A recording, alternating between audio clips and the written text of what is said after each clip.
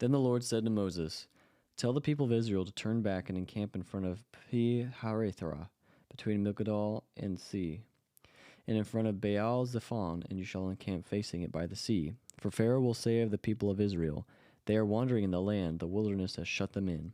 And I will harden Pharaoh's heart, and he will pursue them. And I will get glory over Pharaoh and all his host, and the Egyptians shall know that I am the Lord." And they did so. When the king of Egypt was told that the people had fled, the mind of Pharaoh and his servants was changed toward the people. And they said, "What is this we have done, that we have let Israel go from serving us?" So he made ready his chariot and took his army with him, and took 600 chosen chariots, and all the other chariots of Egypt with officers over all of them. And the Lord hardened the heart of Pharaoh, king of Egypt, and he pursued the people of Israel, while the people of Israel were going out defiantly. The Egyptians pursued them all. All Pharaoh's horses and chariots and his horsemen and his army overtook them and camped at the sea, by Pi-hahiroth, in front of Baal-zephon. When Pharaoh drew near, the people of Israel lifted up their eyes, and behold, the Egyptians were marching after them, and they feared greatly. And the people of Israel cried out to the Lord. They said to Moses, "Is it because there are no graves in Egypt that you have taken us away to die in the wilderness? What have you done to us to bringing us out of Egypt? Is not this what we said to you in Egypt? Leave us alone that we may serve the Egyptians? For it would have been better for us to serve the Egyptians than to die in the wilderness." And Moses said to the people, "Fear not, stand firm, and see the salvation of the Lord, which he will work for you today. For the Egyptians whom you see today you shall never see again. The Lord will fight for you, and you have only to be silent." The Lord said to Moses, "Why do you cry to me? Tell the people of Israel to go forward.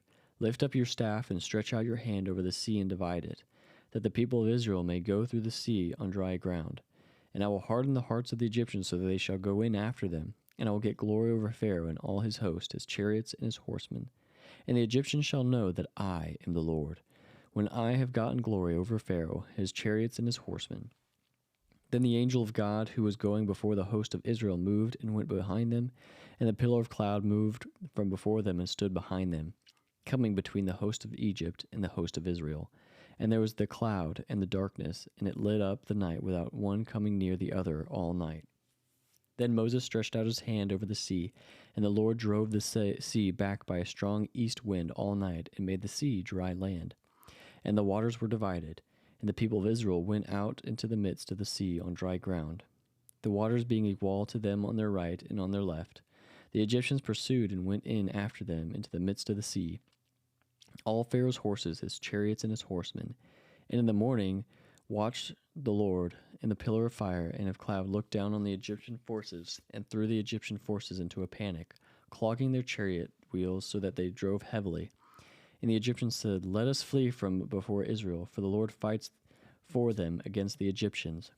Then the Lord said to Moses, "Stretch out your hand over the sea, that the waters may come back upon the Egyptians, upon their chariots and upon their horsemen." So Moses stretched out his hand over the sea, and the sea returned to its normal course when the morning appeared. And as the Egyptians fled into it, the Lord threw the Egyptians into the midst of the sea. The waters returned and covered the chariots and the horsemen of all the host of Pharaoh that had followed them into the sea. Not one of them remained, but the people of Israel walked on dry ground through the sea, the waters being a wall to them on their right and on their left. Thus the Lord saved Israel that day from the hand of the Egyptians, and Israel saw the Egyptians dead on the seashore.